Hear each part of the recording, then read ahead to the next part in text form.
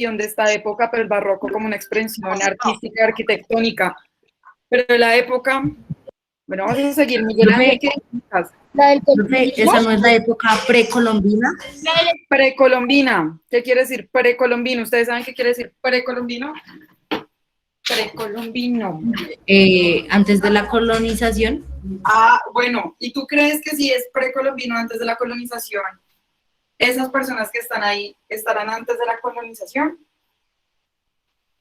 Ah, no, después de la colonización. Ah, entonces, ¿qué época podrá ser? Época colonial. La época de la colonia. Listo. Alison, ¿qué quieres decirnos? ¿Qué encuentras ahí en esta imagen? La plaza del centro de Bogotá. Dime, ¿la plaza de qué? La plaza del centro de Bogotá. Gracias, Alison, por ese aporte. Esa arquitectura que nosotros vamos a ver, ¿cierto? Fíjense, vamos a ver entonces una forma arquitectónica, ¿cierto? Un transporte, unas formas de vivir. Bien, les voy a ampliar un poco acá la arquitectura. Esta imagen que yo les voy a mostrar a ustedes a continuación, que es la que estoy agrandando, se les hace una imagen recurrente cuando ustedes van a pueblear, a viajar por pueblitos. ¿Los han visto? ¿Han visto algún pueblo que tenga estas características que les estoy mostrando acá? Sí, señora. Sí. Profe, yo ya sé cuál. ¿Cuál? Pensilvania. ¿Se parece a Pensilvania? ¿Cundinamarca? Sí, profe. Listo. O a Manzanares. O a Ay, no es Manzanares. más que todo, profe.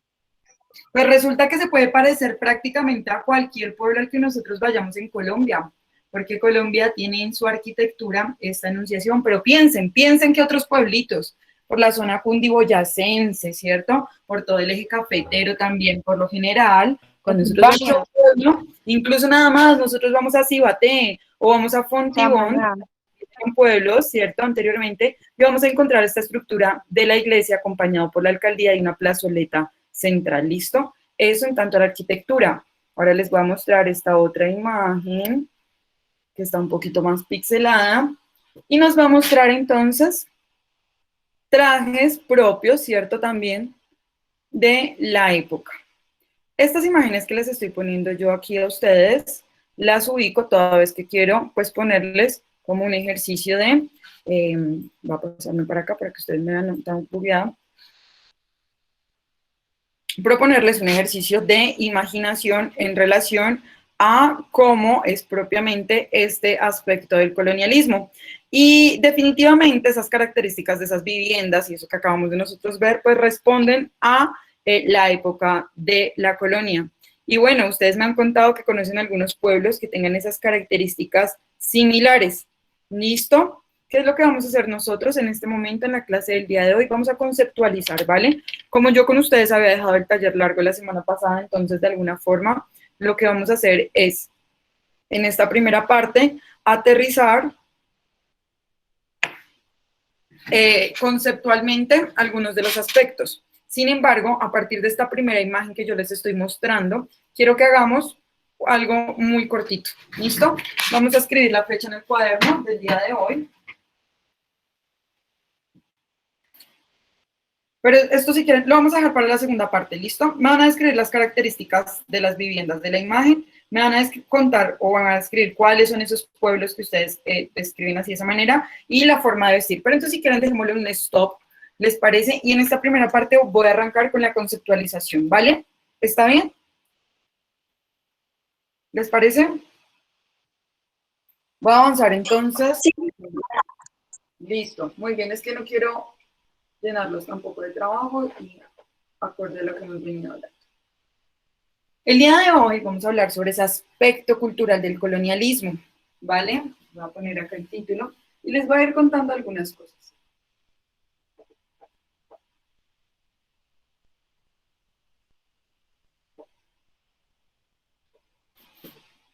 Profe, es que se te cortó y no le entendí bien qué es lo que toca copiar. Todavía no vamos a copiar nada, listo, no te preocupes, no te preocupes. En la segunda parte es vale. algo súper cortito, pero es muy cortito. Por ahora vamos a escuchar a la profe, ¿les parece? Que me quiero acercar como la conceptualización y el día de hoy les voy a contar a ustedes acerca de ese aspecto cultural del colonialismo. Y es que durante el periodo colonial, digamos en el territorio americano nuestro, se van a imponer una serie de creencias y formas de ver el mundo. ¿cierto? Vamos a darnos cuenta que la ciencia y el arte empiezan a tener una suerte de intervención también por ese arte europeo. Vamos a darnos cuenta que las costumbres, bueno, lo que les digo, el arte y la cultura indígena y de la población esclava van a tender a desaparecer, ya que los colonizadores consideraban, ¿cierto?, de alguna manera, que estas atentaban contra las buenas costumbres y la moral, pues no estaban bien vistas esas costumbres que se tenían anteriormente, como lo ha indicado Miguel hace un ratito. Permítanme un momentito.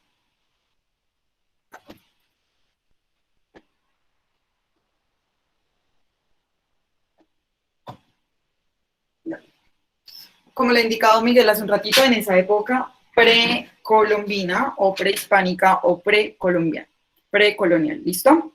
Durante mucho tiempo, chicos, se van a educar entonces a los indígenas y a esos esclavos sobre esas costumbres europeas y los empiezan a obligar, ¿cierto?, a dejar sus propias costumbres. En algunas comunidades, pues, van a aprender rápidamente el lenguaje, ¿cierto?, de qué estamos hablando nosotros, del español, ¿cierto?, y de la religión. Otra de las cosas, digamos, que nosotros debemos rescatar también es que se van a abandonar esas expresiones artísticas también que puedan llegar a tener.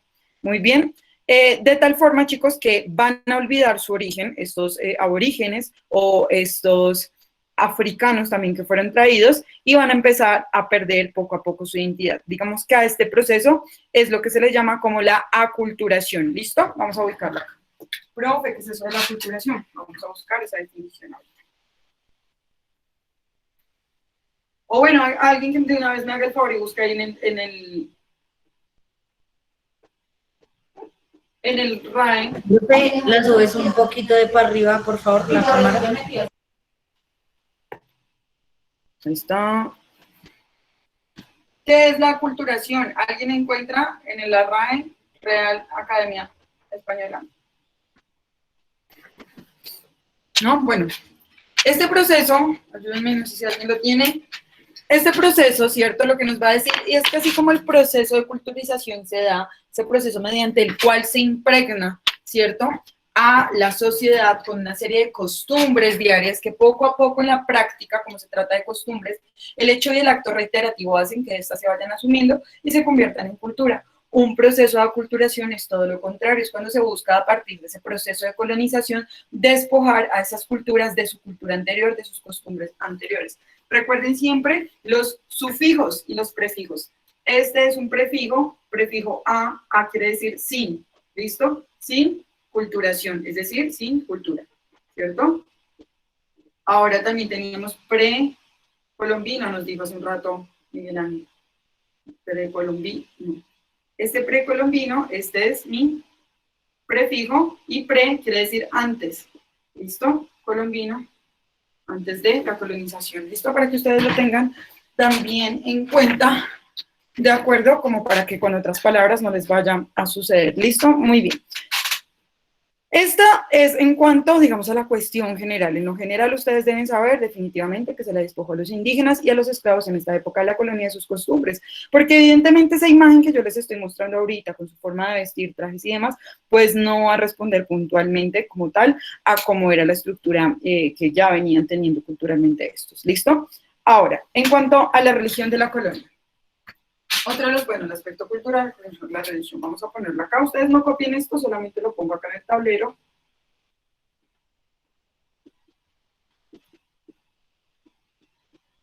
Como para que ustedes sepan en qué estará. ¿Listo? ¿Cómo eran las características entonces de esta religión en la colonia? Vamos a decir entonces que dominar ese territorio americano no solamente significó ocuparlo, ¿cierto?, sino que además significó conquistar al pueblo, ¿cierto?, que fue algo más profundo simplemente que derrotar a los indígenas en las batallas. Digamos que tanto españoles como portugueses se van a encargar de difundir las mentalidades de la cultura. Digamos, dime, Camilo, Andrés. Profe, eso se le llama la colonización, ¿no?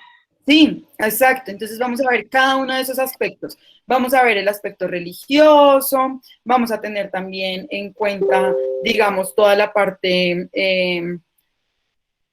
como tal de la literatura, vamos a encontrarnos también con la educación, listo, vamos a ver todos estos aspectos culturales el día de hoy, vamos a ver cuánto nos rinde, pero sí, definitivamente de eso se trató y su primer objetivo, ¿cierto? Fue primordialmente, pues, encargarse también de las personas. Ahora, tanto españoles como portugueses les venía contando que pues se encargaron de difundir las manifestaciones de su cultura, es decir, ellos llegaron y colonizaron también con su propia cultura. Entonces, por eso nosotros vamos a decir que se hace, o lo más importante que podemos destacar de esto, es que se infunde o se introduce un credo religioso católico. Estamos hablando de la evangelización, ¿sí? Se disemina ese cristianismo en esa América española, esa América españolizada, ¿cierto? Porque no era la América prehispánica, sino españolizada, que casi al mismo tiempo se genera en la guerra, ¿sí? Tanto la guerra como la religión fueron avanzando de manera paulatina y eso que nosotros hablamos de la evangelización caminó de la par de esas campañas militares. La evangelización ustedes también la pueden tener en cuenta como esa enseñanza de la cultura del cristiano, ¿no? Todo lo que corresponde a los principios morales, éticos y comportamentales desde el cristianismo, cómo ser un buen cristiano. Entonces, digamos que eso va a comenzar en las Antillas, cuando se bautiza el primer indígena converso en 1496. Entonces, esa evangelización, que es esa enseñanza de ese cristianismo, pues evidentemente se apuntala, ¿cierto? Se abrocha con el bautizo. A los indígenas, recordemos que se les consideraba como personas que no tenían alma. Si no tenían alma, decían que eran animales. Los indígenas eran considerados por los españoles como animales, y para que estos pudieran dejar de ser considerados animales, debían tener alma, y para que tuvieran alma, debían ser bautizados. Sin embargo, chicos, ese proyecto de cristianización ya iba a coincidir poco con esa, digamos, sed de riqueza que tenían los europeos que estaban recién llegados, pues para ellos lo más importante pues era obtener fama y obtener fortuna. Entonces digamos que este proceso de evangelización y bautismo no quiero que lo vean como un proceso tranquilo, sino que va a la par con las guerras, ¿cierto? Y a esa necesidad y a esa sed, digamos, de fortuna que traían los españoles. En este primer periodo de la evangelización, cuando la hubo, pues tuvo resultados que fueron, digamos, pobres, efímeros, tuvo, digamos, consigo pues esta gran masacre indígena. Digamos que apenas en los, más o menos para 1521, cuando se empiezan a dar estas primeras ya expediciones como tal de conquista, que tenían o generaban una misión evangelizadora y dejó de estar, digamos, reñida con esa idea de explotación de las riquezas americanas solamente hasta 1521, cuando ya se enviaron unas personas propiamente para realizar esta acción evangelizadora, ¿listo? Sus métodos, pues obviamente dificultaban mucho de lograr, digamos, una conversión pacífica y convencida, es decir, sus métodos distaban bastante de ser una evangelización tranquila, pacífica, sino todo lo contrario. Vamos a ver que fue un proceso bastante traumático y pues vamos a darnos nosotros que pues existen unas cifras bastante escandalosas en relación a ese proceso de evangelización y bautismo. Muchísimos indígenas fueron bautizados, ¿cierto? Digamos que en poco tiempo se logró o lograron hacer esta evangelización donde hubiera parecido que tuviesen un afán, ¿no? Evangelizador, pues que dio unos resultados impresionantes donde, no sé, para más de 400.000 aborígenes aproximadamente llegan a tener esta evangelización. ¿Listo? ¿Alguien tiene el micrófono? Miguel Ángel Uribe, ¿puedes apagar tu micrófono, por favor, que estoy, gracias, riñendo con tu micrófono, gracias. Entonces, bueno, nos vamos a dar cuenta de que estas fechas corresponden, que estas cifras son bastante, digamos, amplias, escandalosas, en medio en que son muchísimos aborígenes que son bautizados. Entonces estas cifras van a tener, digamos, un significado distinto para España, porque para nosotros pueden ser aterradoras, pero para ellos es la justificación de la presencia, digamos, de ellos en las tierras americanas, porque una vez ya llegan, ¿cierto? La excusa de explotar o demás va a ser una cuestión considerable. ¿cierto? Porque ya empieza a ser criticada, entonces ellos van a decir, no, pero es que nosotros estamos en el continente americano porque ellos son animalitos, hay que evangelizarlos, y empieza esta misión carismática de los pueblos europeos sobre el pueblo americano. Era pues evidente que ya había que bautizar en forma o nacidos a los nativos, y esta era la manera pues de ellos poder justificar su presencia en el continente.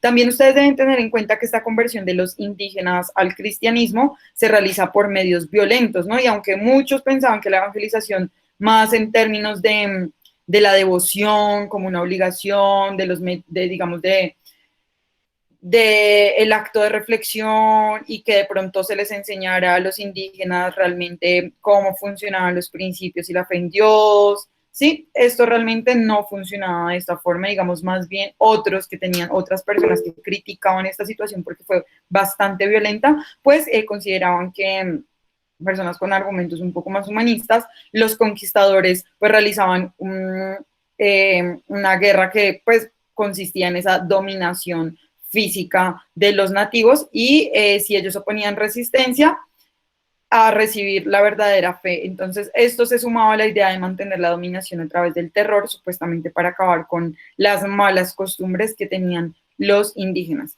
Pues como reacción ante esta ignorancia de los conquistadores que pretendían pues evangelizar a todos los indígenas mediante esos métodos que eran más bien inhumanos y fruto, digamos, de las denuncias de un sujeto que se llamaba Fray Bartolomé de las Casas, él lo hizo esta denuncia en 1514, pues empieza un nuevo movimiento de misioneros, ¿cierto? Estas personas que yo les digo que consideraban que, o sea, con esta visión un poco más humanista, con un sentido más humano, que también eran europeos, obviamente, pero digamos que ellos empiezan un movimiento de misioneros que encuentran en América, digamos, ese paraíso donde ellos podrían empezar su proceso de evangelización, superar esa primera etapa de, digamos, más allá de la sed, de la riqueza de poder, sino poder tener como una organización alrededor de la difusión de la fe. Entonces, para ellos, América definitivamente era un paraíso en el que podrían, digamos, purificar esa iglesia católica y crear esa nueva feligresía,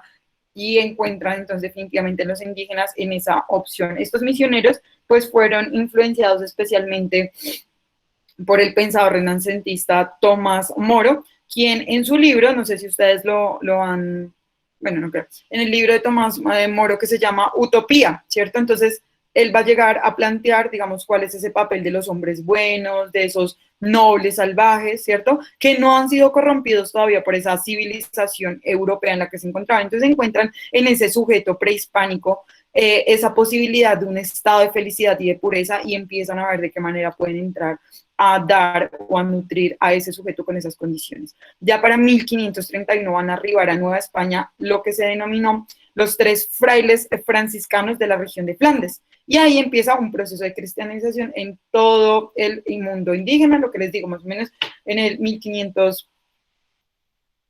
Para 1512, Fray Bartolomé de las Casas pues pone el grito en el cielo en relación a esto. El grupo de los misioneros dicen no pueden seguirlos tratando de esta manera, ellos son aborígenes. Bueno, ven esta posibilidad, la influencia de Tomás Moro, pero definitivamente pues en 1531, cuando se da digamos, esta paso de los 3 frailes franciscanos de la región de Flandes, pues inicia una nueva cristianización del mundo indígena. En este caso pues van a ser Juan de Tecto, Juan Ahora y Pedro Gante, ¿listo? Quienes van a empezar a representar en el inicio todo ese proceso de evangelización después de que la Nueva España pues se extiende hacia el sur del continente. Después de haber arribado los franciscanos, distintos a las órdenes religiosas, pues van a llegar con ese mismo proyecto en mente ya los dominicos, los agustinianos, ¿cierto? Los mercedarios, los capuchinos y los jesuitas, que son pues sobre todo como los más conocidos de este grupo, ¿listo? De misiones religiosas. Todos esos grupos que les acabo de mencionar, todos responderían a ese cristianismo, a ese catolicismo. Sin embargo, cada uno de ellos hacen como parte o grupos organizativos distintos. En esta última orden que yo les digo, la de los jesuitas, pues fue como se continuó con el establecimiento de lo que se llamaron las misiones y las colonias cristianas de indígenas, llamadas para ellos las reducciones, que sobre todo habían muchísimas de estas reducciones en Brasil, y estuvieron presentes, y por eso los jesuitas son importantes también, van a estar presentes en el siglo XVIII, incluso en el siglo XIX. al día de hoy vamos a podernos dar cuenta que esta misión de los jesuitas incluso tiene efectos sobre la educación colombiana al día de hoy. Digamos, otra de las maneras como la Iglesia pues mantuvo el control de esta práctica religiosa fue la instalación del Tribunal de la Inquisición. ¿Se acuerdan que ya habíamos hablado de este? Entonces, cuando ahí en este se va a juzgar, se condenaba y se castigaba a quienes eran, digamos, o consideraban ellos como herejes o practicantes de otras religiones y practicantes sobre todo, sí, de esos ritos indígenas o africanos que pudieran llegar a parecer casi que ritos satánicos o se podían ser tachados de brujería, superstichería y demás. Entonces, ¿cuál es la idea? Llegan también como a satanizar estas prácticas religiosas que también tenían pues las comunidades prehispánicas y van a ser llevadas entonces definitivamente a este tribunal de la Santa Inquisición, que como les he indicado ya hoy anteriormente, pues era la que juzgaba, condenaba y castigaba a quienes realizaban este tipo de prácticas. Digamos que los castigos tenían el propósito de causar una especie de dolor insoportable a la persona que lo sufriera, pues según los inquisidores el dolor purificaba el alma, ¿no? Entonces, en otros casos, por ejemplo, se expropiaba al acusado de todos sus bienes y pasaban, por ejemplo, a manos de la iglesia, ¿cierto? Le quitaban todas las propiedades, absolutamente todo, y lo dejaban a disposición de la iglesia. La Inquisición, pues, va a funcionar desde 1610, tengan en cuenta esto, cuando se instaló el Santo Oficio en el puente de Cartagena, pues digamos que desde allí se van a juzgar a los herejes. Ahí en el Santo Oficio, que es esa instalación del Santo Oficio, van a perseguirse a los herejes, a los desviados sexualmente y a los acusados de brujería. ¿Listo? Son esas tres, digamos, que se tienen en cuenta. Eso respecto, en esta primera parte, de la parte religiosa. Ahora, quiero ver el tiempo, que la profe se emociona hablando a veces y vamos a estar a las 2:30. Listo, vamos a pasar entonces al aspecto de la educación. ¿Listo? Entonces, no olviden, hablamos de la Santa Inquisición, del proceso de evangelización. Voy a ponerla aquí como...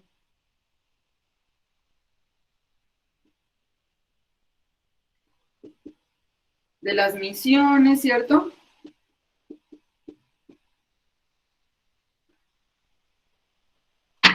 Misiones como, pues, evangelizadoras. Y vamos a pasar entonces a la educación en la colonia, ¿les parece?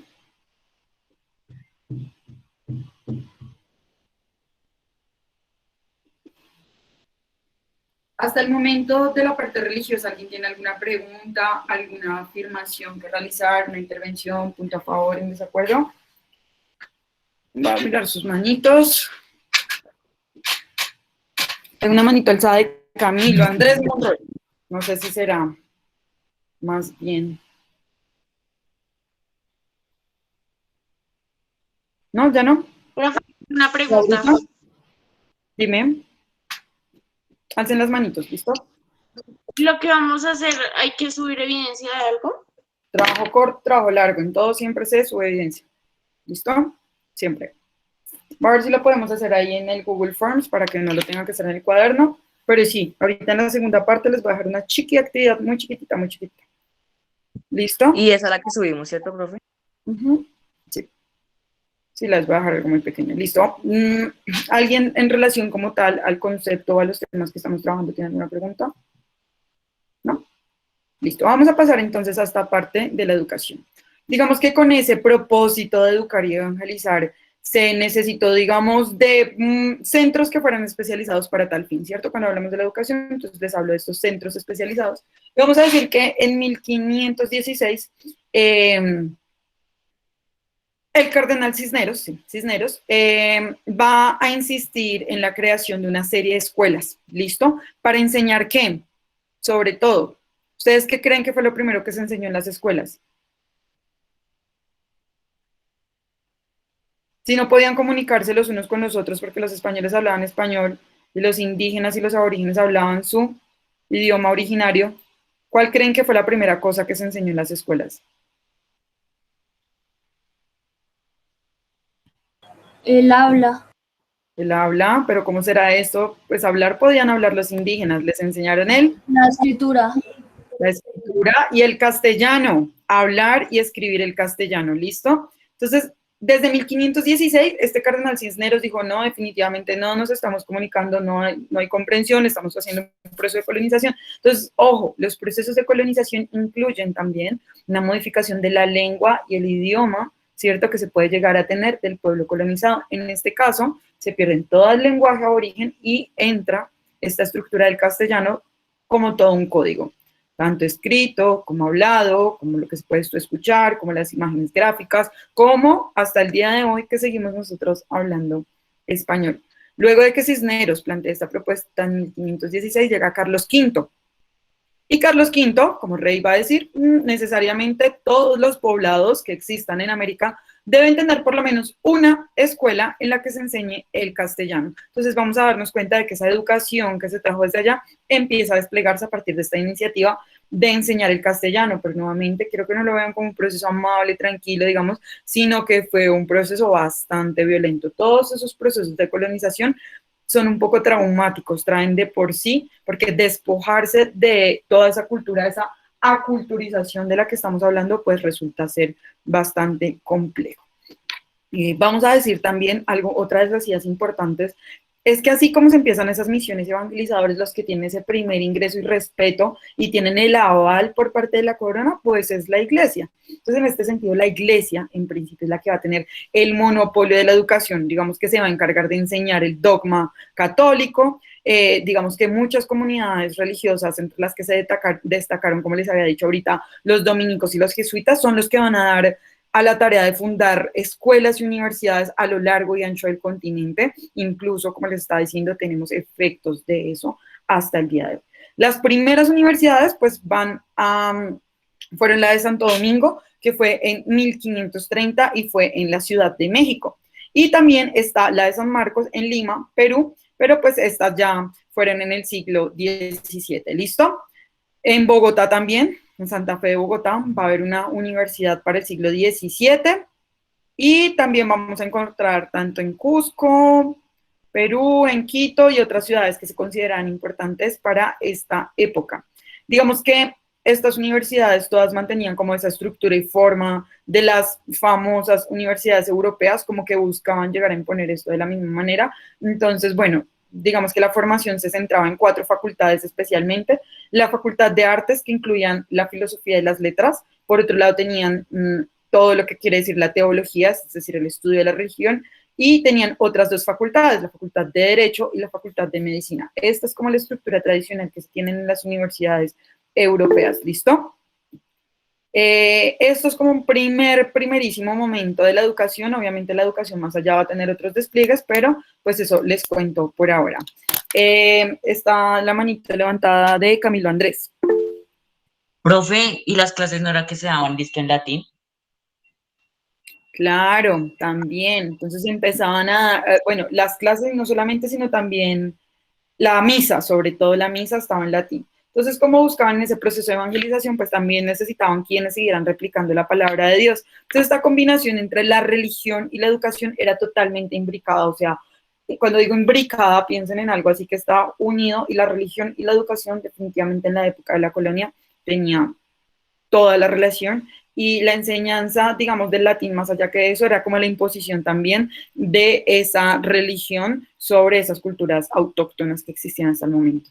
Cuando volvamos entonces de descanso, a clase, vamos a ver entonces tanto la literatura como lo que se consideraban las tertulias, la pintura y la arquitectura, o conocida también como la escultura, de esta época colonial. Ojalá alcancemos a ver también la expedición botánica, porque pues también nos muestra algunos aspectos. Jovencitos y jovencitas, nos vemos entonces ahorita en la siguiente clase, ¿vale? Chao, profe. Chao, pescados, nos vemos en un ratito, espero que me estén poniendo atención. Guardar la imagen que copiaste del tablero, como estás ahí en el medio, no vi. Vale, igual no te preocupes, Giselle, porque es como una manera mía de ir tomando como apuntes para que ustedes vayan viendo, pero no lo tienen que copiar en el cuaderno, ya. ¿Listo?